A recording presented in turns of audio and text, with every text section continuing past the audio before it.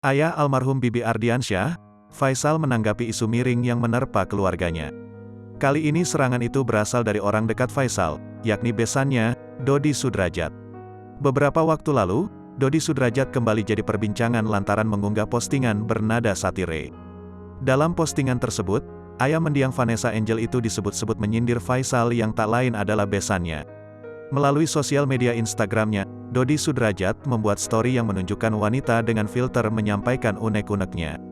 Wanita itu menyindir keluarga Faisal yang dinilai mendapatkan banyak uang setelah kematian Vanessa Angel dan Bibi Andreasnya. Uang selawatan sama lo, barang-barang serumah sama lo, endorse, sumbangan sama lo, segala sama lo, segala like, sawerannya banyak sama lo, dari YouTube, dari TikTok banyak sama lo, undangan-undangan TV, stasiun TV sama lo.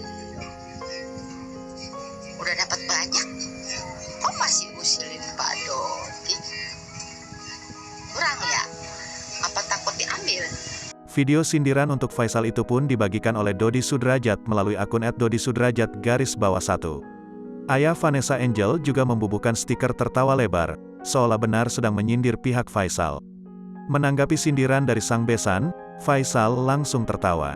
Pria berdarah padang itu heran dengan tudingan dirinya dan keluarganya menerima dana atau uang sepeninggalan Vanessa Angel dan Bibi Ardiansyah. Dana apa ya yang mengalir ke saya? Saya juga bingung dana apa, dari mana yang mengalir ke saya? Emang ada dana masuk, ujar Faisal dikutip dari tayangan YouTube Cumi Cumi Indigo.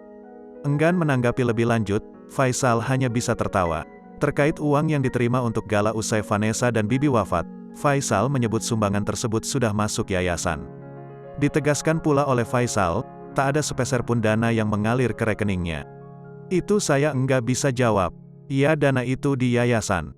Ngasih orang sumbangan itu ke yayasan, mengalirnya bukan ke rekening saya, pungkas Faisal. Alih-alih membalas sindiran sang besan, Faisal lebih memilih bungkam. Menurut Faisal, sindiran yang dilayangkan Dodi Sudrajat itu tidak layak untuk ditanggapi. Bagi saya enggak ada yang perlu ditanggapi lah, ujar Faisal.